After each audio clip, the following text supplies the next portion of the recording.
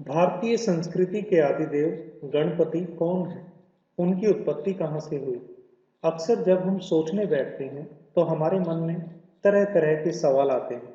ऐसे में हम सभी के मन में यह सवाल जरूर आता है कि आखिर प्रथम पूज्य गणेश कहाँ से आए?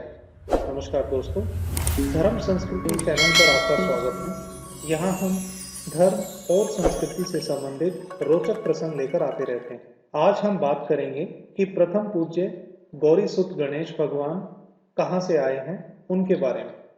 तो दोस्तों, गणेश ऐसे देवता हैं जिनकी पूजा अर्चना वैदिक सनातन मार्ग के प्रत्येक धार्मिक, सामाजिक और पारिवारिक आयोजनों और समारोह में सबसे पहले की जाती है। इसीलिए इन्हें आदिदेव कहा गया है। और इसीलिए गोस्वामी तुलसीदास जी श्री रामचरितमानस की रचना के प्रथम मंगल श्लोक में उनका स्मरण विनायक के रूप में करते हैं। वे कहते हैं कि वर्ण नामर्थ संघानाम रसनाम छंद सामपि मंगलानांच कर्तारो वंदे वाणी विनायको।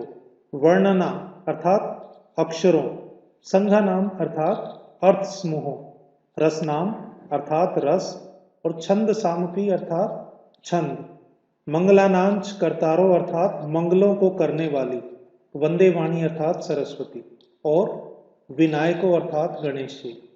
तो गोस्वामी तुलसीदास जी कहते हैं कि अक्षरों, अर्थ समूहों, रसों, छंदों और मंगलों की करने वाली सरस्वती और श्री भगवान गणेश अर्थात विनायक, उनकी मैं वंदना करता हूँ। भगवान गणपति के और भी कई प्रसिद्ध नाम हैं। गणाधिपति, एकदंत, विघ्नहर्ता, विघ्नराज, विनायक, द्वैमातुर, हेरम, लंबोदर, गजानन, विघ्नेश, गजास्य, पशुपाणि, शूर्पकर्ण इत्यादि। और उनका एक नाम आखुगः ये भी है, जिसका अर्थ है मूषक वाहन, क्योंकि चूहा इनका वाहन है। दीपावली पर्व के समय भारत एवं देश विदेश में हिंदू धर्मावलंबी परिवारों में महालक्ष्मी जी के साथ साथ भगवान गणेश की पूजा की जाती है। भगवती महालक्ष्मी चल और अचल, दृश्य और अदृश्य सभी संपत्तियों, सिद्धियों और निधियों की अधिष्ठात्री साक्षात नारायणी है। और भगवान श्री गणेश रिद्धि सिद्धि के और शुभ लाभ के स्वामी तथा सभी अमंगलों और विघ्नों के नाशक हैं। ये सद्बुद्धि प्रदान करने वाले हैं। भगवान शिव और भगवती पार्वती के पुत्र गजानन 4 हाथ, 1 दांत, बड़ी तोंद, 3 आंख और ललाट पर अर्धचंद्र धारण करने वाले हैं तथा हाथी का सिर इनके स्वरूप को और भी आकर्षक बना देता है। मोदक अर्थात लड्डू इनका प्रिय भोजन है। और शिव के गणों के नायक गणपति अर्थात गणाधिपति या विनायक कहे जाते हैं।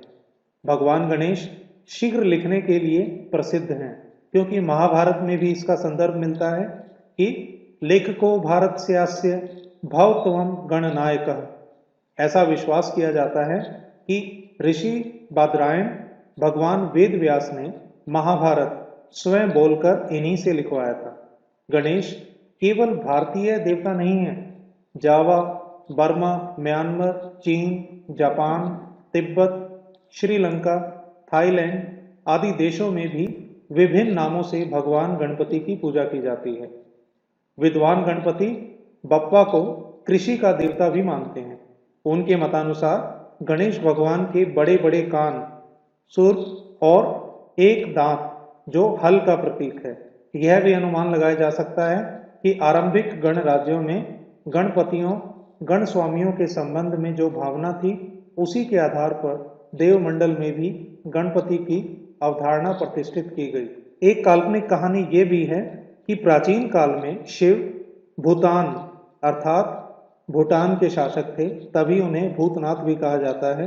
और भूटानी लोग गजमुख का मुखौटा भी लगाते हैं और इसी कारण से शिवपुत्र गणेश की गजानन के रूप में मान्यता है। और भारतीय संस्कृति में भगवान गणेश को गजानन क्यों कहा जाता है, इस बारे में ब्रह्मवैवर्त पुराण के गणेश खंड में एक श्लोक मिलता है।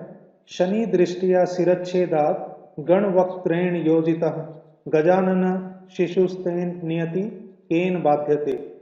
गणेश का हाथी के सिर होने के संबंध में ब्रह्मवैवर्त पुराण के अनुसार पार्वती के कहने पर जब शनि ने बालक का सुंदर चेहरा देखा तो उसका सिर कट गया और व्याकुल पार्वती को सांत्वना देने के लिए जो जीव सर्वप्रथम मिला उसका अर्थात हाथी का सिर गणेश को लगा दिया गया।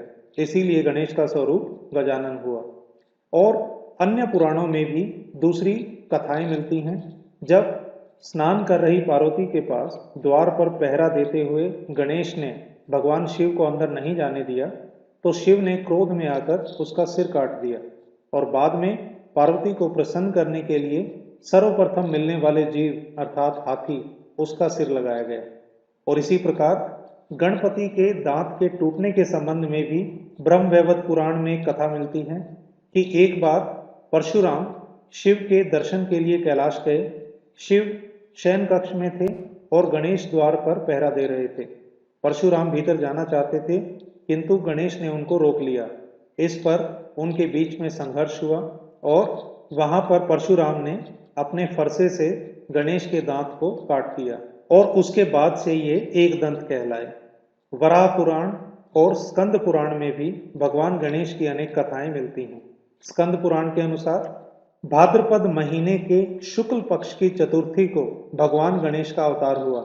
इसीलिए इसी दिन हर्षोल्लास और श्रद्धा के साथ गणेश चतुर्थी का आयोजन किया जाता है। गजानन इति ख्यातो भवितायम जगत्त्रया एवं भाद्र चतुर्थया सह अवतीर्णे गणधीप। भविष्य पुराण के अनुसार प्रत्येक चतुर्थी को गणाधिपति गणेश की पूजा की जाती है। इसे शिव चतुर्थी कहते हैं। माघ और शुक्ल पक्ष की चतुर्थी को शांता चतुर्थी कहलाती है और यदि उस दिन मंगल हो तो इसे सुखा चतुर्थी कहा जाता है। यह पूजा 1.5 दिन, 5 दिन, 7 दिन अथवा अनंत चतुर्दशी तक की जाती है। अंतिम दिन गाजे बाजे के साथ गणपति की मूर्ति को जल में विसर्जित किया जाता है। जिस प्रकार बंगाल में दुर्गा पूजा का, उड़ीसा में रथ यात्रा का, दक्षिण भारत में पोंगल का महत्व है, ठीक उसी तरह महाराष्ट्र में गणेश उत्सव का भी राष्ट्रीय और धार्मिक महत्व है। सामुदायिक रूप से गणेश उत्सव मनाने का आरंभ मध्य युग में मराठा शक्ति के उदय से हुआ था। बाद में स्वतंत्रता संग्राम के दिनों में लोकमान्य तिलक ने जन चेतना और सामाजिक पुनरुत्थान के लिए इसे व्यापक आधार पर संगठित करना प्रारंभ किया। अब यह उत्सव एक सप्ताह तक प्रतिवर्ष पूजन, कथा, व्याख्यान और सांस्कृतिक कार्यक्रमों के साथ बड़े उत्साह से मनाया जाता है। रिद्धि और सिद्धि के प्रदाता भगवान गणेश सिद्धि विनायक के नाम से भी लोकप्रिय हैं। मोरेश्वर, काशी, प्रयाग, राजनगांव, विजयपुर, लेहयाद्री, पद्मालय, राजूर, कुंभकोणम आदि भारत के 21 गणपति क्षेत्र प्रमुख हैं। आधुनिक काल में भी भारत के कई नगरों और महानगरों में गणेश मंदिरों की प्रतिष्ठा की गई है, जिसमें मुंबई का सिद्धि विनायक मंदिर खास है। विघ्न बाधाओं को दूर करने वाले भगवान गणेश को आदर एवं श्रद्धा के साथ श्रद्धालु गणपति बप्पा कहकर बुलाते हैं। तुलसीदास जी लोक भाषा में गणपति की वंदना करते हुए कहते हैं, जेहि सुमिरत सिद्धि होई गण नायक करीबन बदन करौ अनुग्रह सोई बुद्धि राशि शुभु गुणु सदन। तो दोस्तों, आज हमने चर्चा की भारतीय संस्कृति के आदि देव गणपति कौन हैं, उनकी उत्पत्ति कहाँ हुई है, इसके बारे में, उन भगवान गणेश के बारे में जिन्हें कोई लंबोदर कहकर पूजता है तो कोई विनायक, कोई उन्हें विघ्नहर्ता और गजानन के रूप में आराधना करता है। और इन एक दंत चतुर्भुज प्रथम पूज्य गणेश जी के संदर्भ में हमारी ये जानकारी आपको कैसी लगी, कृपया कमेंट बॉक्स में लिखें।